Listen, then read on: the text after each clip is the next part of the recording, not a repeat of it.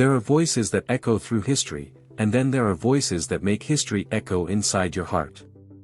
When Piero Barone, Ignazio Boschetto, and Gianluca Ginoble step onto a stage, something sacred happens. A bridge forms between centuries of classical tradition and this very moment, where you and thousands of others stand breathless, waiting for that first note to pierce through the silence.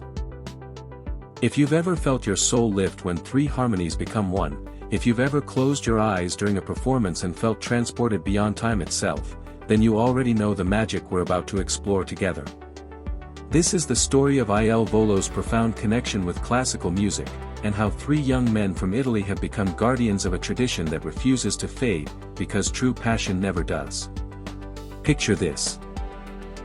The lights dim in a grand theater somewhere between Rome and eternity, and in that pregnant pause before the music begins, you can hear a collective breath being held. Fans describe the moment as electric, almost religious in its intensity. Then Piero's voice rises, carrying an aria that was written 200 years ago but sounds like it was composed specifically for this second, for these people, for you. The way he approaches each phrase isn't just technical perfection. Though heaven knows the technique is flawless, it's the vulnerability in his delivery, the slight tremor of emotion that reminds you these aren't just performers. These are believers. Many in the audience were seen wiping tears before the first verse even concluded, and it's not weakness that brings those tears. It's recognition. It's the soul identifying something it thought was lost in our modern world, authenticity wrapped in beauty, tradition delivered with fire. Did you feel this moment too? Because what happens next is something that can't be rehearsed or manufactured. Ignazio steps forward, and his connection with the classical repertoire becomes almost conversational. He doesn't perform at the audience, he performs with them, as if each person in that darkened arena is part of an intimate gathering where Verdi and Puccini are honored guests. The stage lighting shifts, soft amber, then cool blue, and his body language tells its own story. A hand extended not in showmanship but in invitation.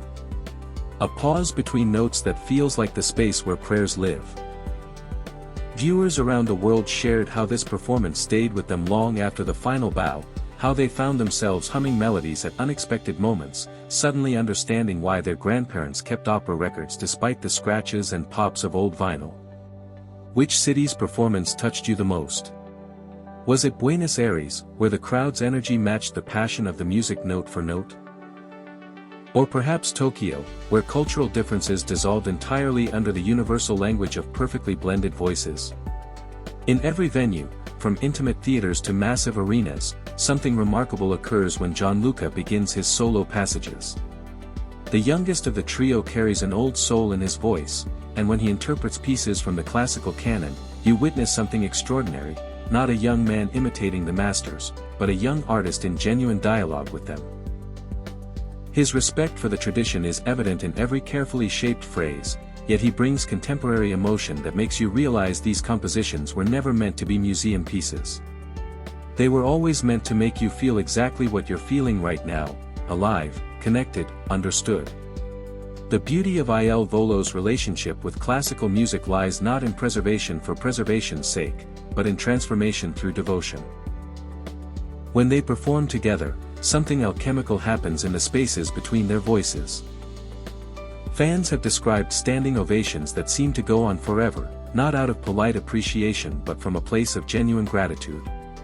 Gratitude that someone still believes this music matters. Gratitude that three young men chose this path when they could have pursued easier, more commercially predictable directions. The spontaneous reactions tell the story better than any critic could, grown men standing with fists pressed to their mouths, trying to hold in the emotion. Teenage girls recording on their phones with tears streaming down their faces, elderly couples holding hands and nodding, as if Il Volo's performance confirms something they've always known but worried the world had forgotten.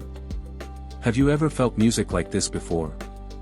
There's a moment during their world tours, and perhaps you witnessed it yourself, when the three of them stand together at the edge of the stage after an emotionally charged piece. No immediate acknowledgement of the applause. Just three friends sharing a glance that communicates volumes.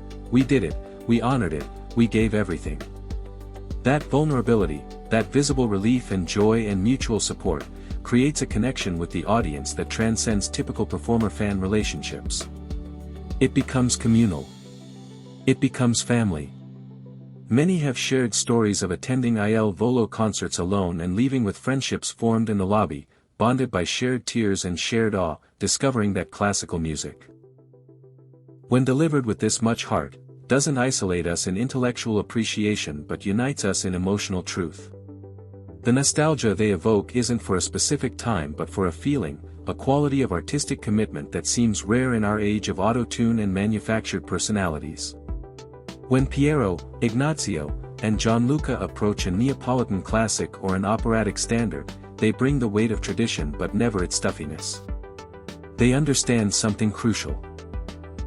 Keeping tradition alive doesn't mean embalming it. It means breathing your own life into it, your own passion, your own contemporaneous human experience. The stage presence they've developed over years of touring shows this understanding.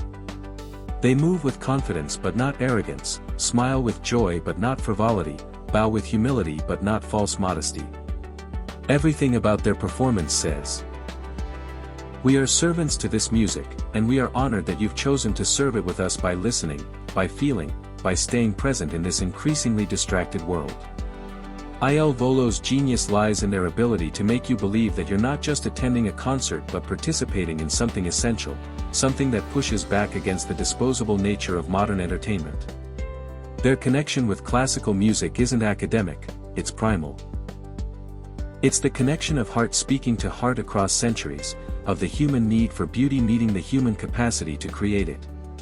In arenas where silence itself becomes part of the performance, where you can hear your own heartbeat between their phrases, where the final note hangs in the air like a blessing, we remember why this music was created in the first place. Not to impress, but to express. Not to showcase, but to share.